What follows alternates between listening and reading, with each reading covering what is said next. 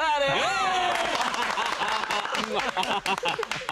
अब आया वक्त कुछ करने का। एक, अरे दो, तीन। लल्लू बेटे, जरा वो कुर्सी और बोतल पकड़ाना। लाओ कैलाशनाथ भैया, जरा हटके, जरा हटके। सुनो सुनो, क्या कर रहे हो तुम? अरे जब आउट हुए हैं तो जरा ढंग से आउट होना भाई। Thank you for chair.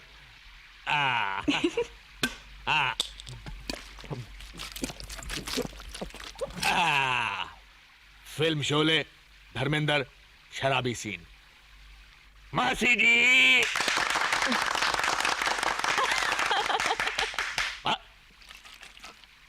मासी जी। और तुसी ग्रेट हो धर्मपा जी। अरे गाँव वालों,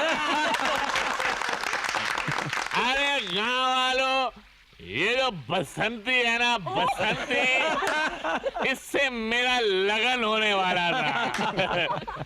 मगर ये बूढ़ी मौसी। मैंने क्या किया यार? गाँव वालों, अगर मेरा लगन नहीं हुआ तो फिर सुसाइड, और फिर आप सब लोग जेल में चक्की पीसिंग पीसिंग पीसिंग। मैं तैयार हूँ मेरे बाप, नीचे आ जा। नीचे आ जाओ। हाँ आयो, मौसी भी तैयार और मेरी बसंती भी तैयार। इसलिए मरना कैंसर। ये दुख आपकी बेटी का ही नहीं कृष्णकांत जी, हमारी बहू का भी है। कुछ ही देर में दिल्ली के टॉप सर्जन यहां पहुंच रहे हैं। अब पूनम के ठीक होने की जिम्मेदारी हमारी है। आइए बैठिए।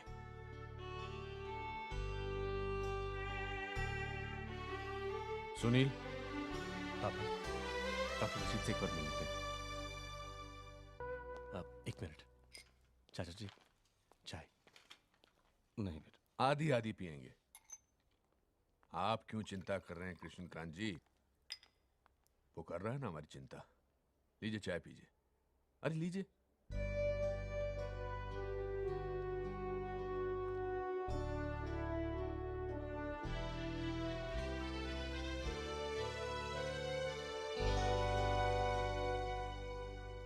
Thank you so much doctor, congratulations.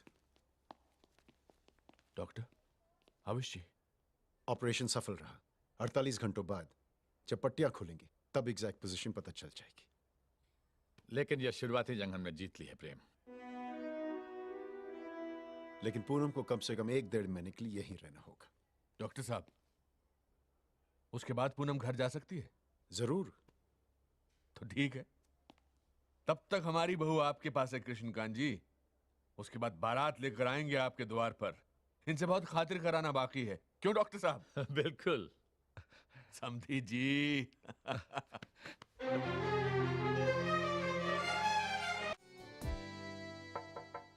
कम इन सन।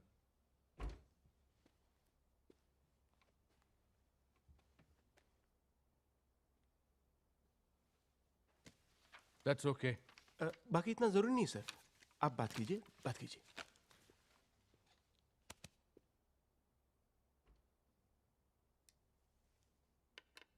पापा, आज सब मुझे देखकर इतने खुश क्यों हैं? मैंने तो आज का गेम भी नहीं जीता। सब खुश इसलिए हो रहे हैं बेटा, क्योंकि तुम्हारे लिए आज एक रिश्ता आया है। यू मीन शादी? इस साल तुम्हारी पढ़ाई भी पूरी हो चुकी है। अब वक्त आ गया है कि हम तुम्हारी शादी के बारे में सोचें। आज भगत जी आए थे घर पर। उन्होंने तुम्हारे लिए एक लड़की सजेस्ट की है। पूनम नाम है उसका। पूनम के माँ बाप तो नहीं है, लेकिन अपने चाचा जी की लाडली है वो लोग मधुपुर में रहते हैं। भगत जी बता रहे थे कि बहुत अच्छे और सीधे लोग हैं। अगर तुम्हारी हां हो तो अगले संडे हम मधुपुर जाकर लड़की से मिल सकते हैं।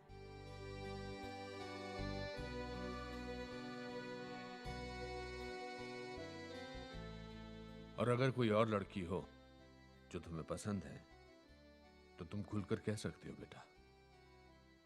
नहीं नहीं पापा, ऐसी कोई बात नहीं है। बस शादी इतनी जल्दी? उम्र तो यही सही है बेटा। तुम्हारे भैया की शादी भी इसी उम्र में हुई थी, शास्त्रों में लिखा है। मेरा अपना एक्सपीरियंस कहता है कि इस उम्र में एक दूसरे का हो जाना, एक दूसरे का बन जाना बहुत आसान होता है। रिश्तों की जड़ें मजबूत बनती हैं, गहरी होती जाती हैं। पापा, अभी तो मैंने अपना करियर शुरू भी नहीं किया।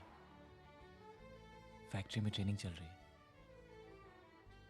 प्रेम, हर इंसान को जिंदगी में कुछ हासिल करने के लिए प्रेरणा की जरूरत होती है। वो तुम्हारी जिंदगी में प्रेरणा बनकर आएगी। तुम्हारी जिंदगी के हर पल को तुम्हारे साथ बांटेगी, तुम्हारे दुख आधे कर देगी और तुम्हारी खुशियां दुगनी। तुम शायद सोच रहे होगे कि मधुपुर जैसे छोटे शहर की लड़की क्यों, पर बेटा तुम्हारी मां भोपाल के पास बैरागढ़ की लड़की थी। क्या उनसे बेटर कोई मां हो सकती थी तुम्हारे लिए?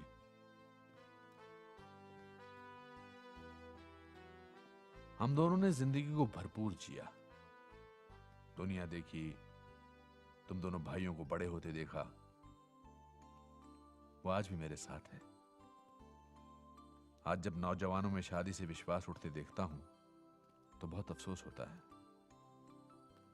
तुम्हारी मां कहा करती थी कि शादी के रिश्ते में सबसे ज्यादा जरूरी है एक दूसरे के प्रति ट्रस्ट, ऑनेस्टी। आज के बच्चे इन शब्दों के मतलब भूलते जा रहे हैं। प्रेम, मैंने हमेशा तुम्हारी जनरेशन, तुम्हारी दुनिया के साथ कदम मिलाकर चलने की कोशिश की है ताकि तुमसे तुम्हारी भाषा में बात कर सकूं। You know, your kind of fashion, music, movies.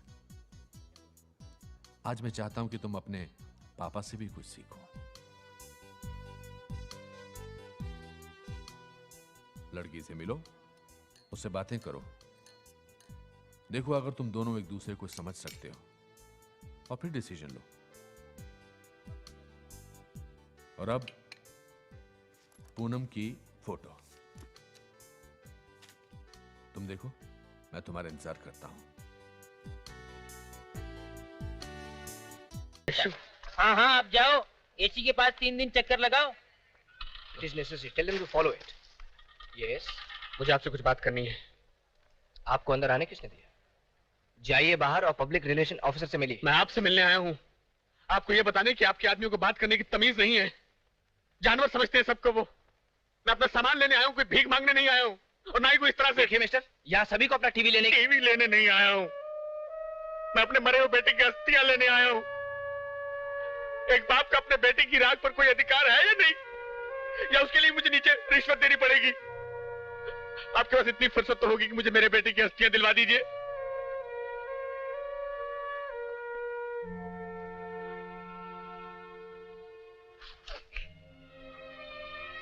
I'll talk to you later. All.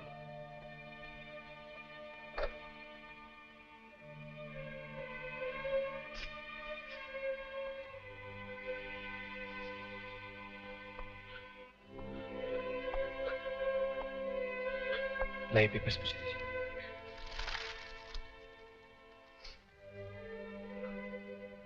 अब बैठिए। आप ही बैठिए।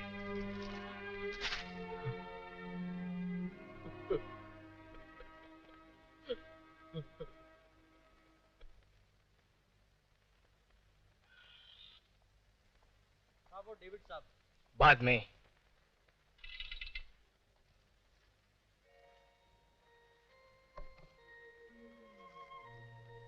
आप यहां साइन कर दीजिए।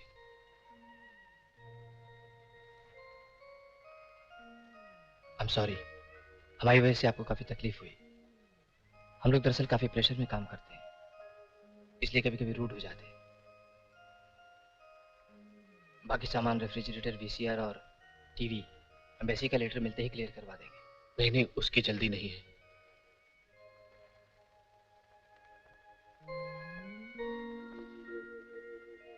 माफ करना बेटे, मैं गुस्से में कुछ ज्यादा ही बोल गया। दरअसल विशु, चूक कहीं हम ही से हो गई है।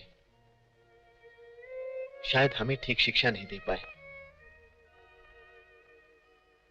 Thank you. आइए।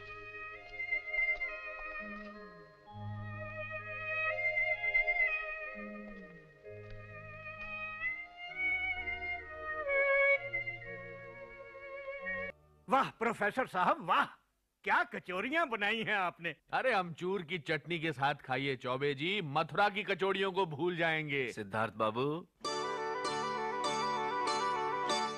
अबे Kailash Nath, what A pleasant surprise. वाह वाह, व्हाट ए प्लेजेंट सरप्राइज। वाह भाई वाह। सिद्धार्थ, मेरा छोटा भतीजा प्रेम। अरे जीते रहो बच्चे। भाई तुम्हारे चाचा हमसे शर्त हार गए। कौन सी भाई? इन्होंने कहा था कि बाल सिर्फ हमारे जाएंगे, मगर इनके भी चले गए। ये देखो। अरे भाई देखो तो कौन आया है। नमस्ते जी, पहचाना?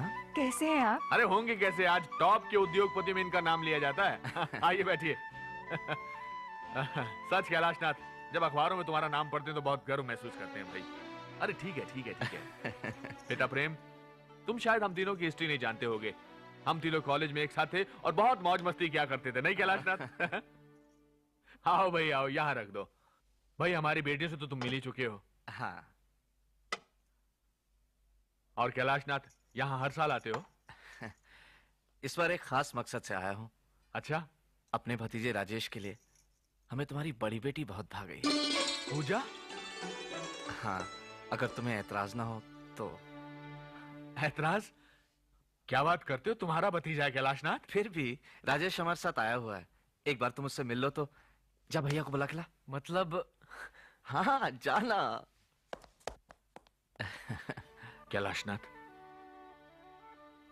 शुक्रिया। प्रोफेसर, शुक्रिया तो मुझे तुम्हारा कहना चाहिए। भगवान ने मुझे सब कुछ दिया, इन बच्चों का प्यार, बड़ा कारोबार, मगर घर का आंगन सूना है। राजेश तो फिर भी अपनी माँ की गोद में खेला है, मगर प्रेम, वो तो आज तक उस ममता से वंचित